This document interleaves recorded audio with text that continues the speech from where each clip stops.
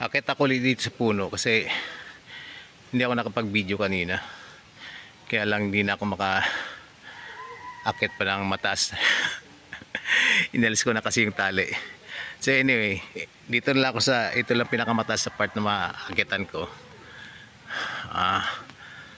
Ay doon sa baba na yun.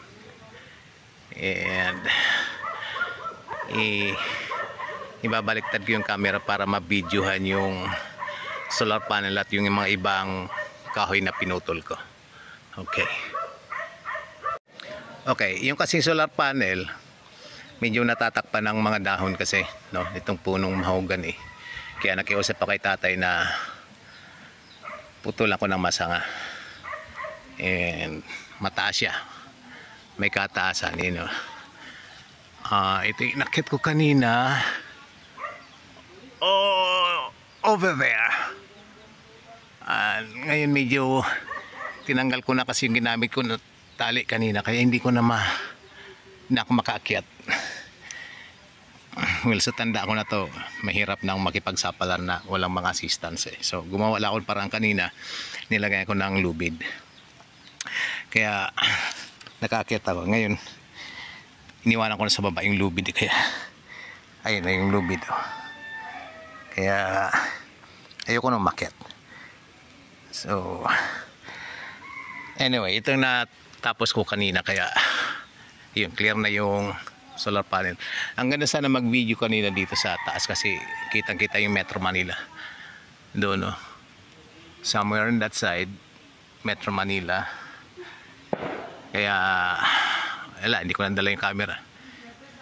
Pagod na ako kanina at gutom na. Tapos ihing-ihi na.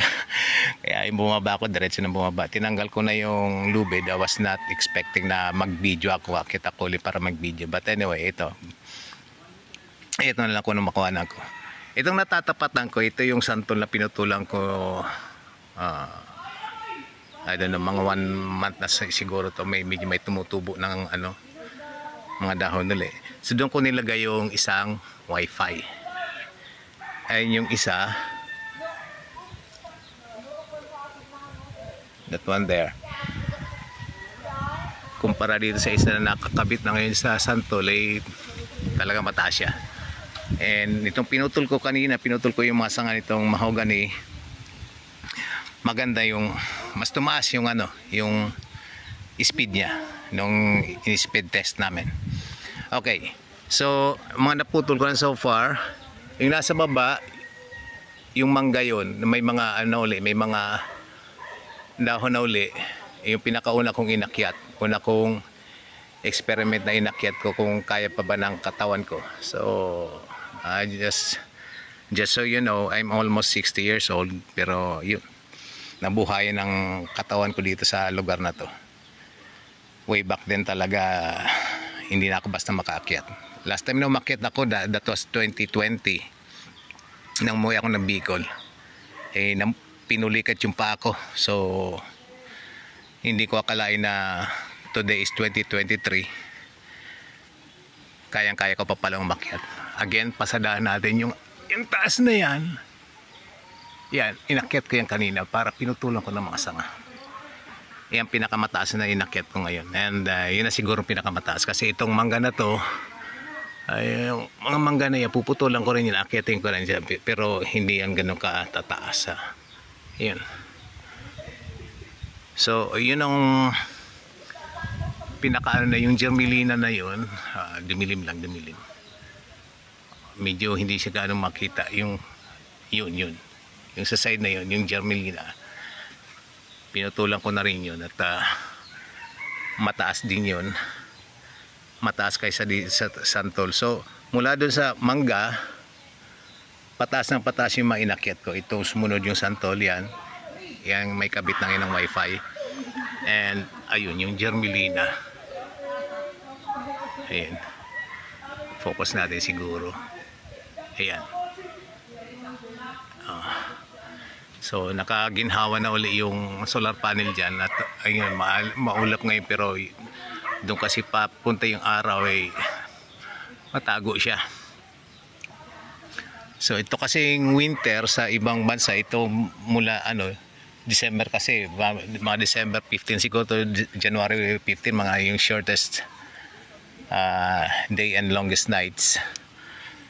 Kaya yung ano ng araw is pag ganyan lang doon. So tago siya. Talagang I'm just trying to maximize yung ano ng solar panel. Maka-harvest ng solar panel. So ito pinutulan ko doon. Ayun, kung may araw lang sana, at least doon medyo kita pa siya.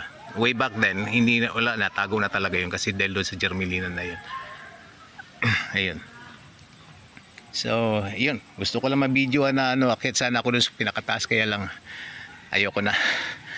Wala na kasi yung tali, binaba ko na, ayoko nang paghirapan pa. So, ito lang konting pasadaan ko na just to update ng mga nagawa ko ngayon. So far marami akong nagawa itong week na to. And for the sake of the solar panels, mostly. Ayun. So ngayon, maganda na yung harvest ngayon, nakabawi na yung solar panel, yung mga batteries. Unfortunately, mainit-init ngayong araw na to. Ayun lang. Yung mga patulan naman gumagapang na dun sa pero aalisin ko na rin siguro within this week. Next week siguro baka tanggalin ko na kasi hindi na yun mamumunga na ang maganda. Okay. So again, yun yung santol, hindi naman siya namumunga ng maayos. Actually may mga sira-sira, so mas bigyan ko ng pabor yung solar panel. And ngayon doon na nakakabit yung wifi. Okay. And again, yung germilina na yon, yan, tinanggal ko na rin. Kaya yun, mas nakaraos na. Yung unang tinanggal doon yung mangga, hindi naman na mamunga na maayos. So yun, na uli, dahon na uli. And again, itong mataas na to na mahogany all through there. Hindi lang ako makakilos dahil sa na pwesto ko. Kasi itong tinutungtong ako, nakataglid lang pa ako para lang makapag-video ng update. Alright.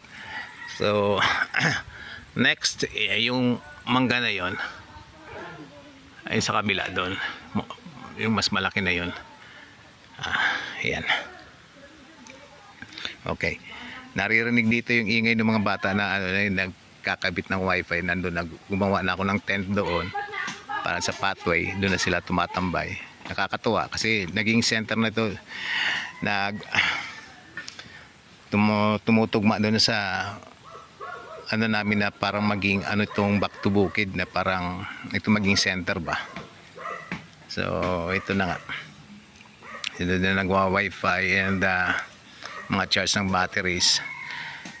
So ang tanong doon, mabilis maibalik yung investment ko sa solar panels? Oh yeah, I think it's a lot faster than I thought. Dahil medyo malakas yung sa mga pa-charge ng batteries. Ito ngayon nag-invest na kami sa wifi. Ayan, pati kabit ng wifi. Okay, so yun lang. At ako'y napapagod ng aking paa. Ayan, nakasabit lang. At itong aking kabilang paa. Ayan. Kaya tigil ko na to at bye bye na uli. Update ako uli ng mga ibang mga gawa namin. Anyway, gusto ko lang makuha na dito ng magandang picture itong solar panel. Ayan, si Mami Earth lumabas na. Okay, si Sola kanina pa nag-aalala. Ayan. Okay, off ko na muna at mag-picture ako.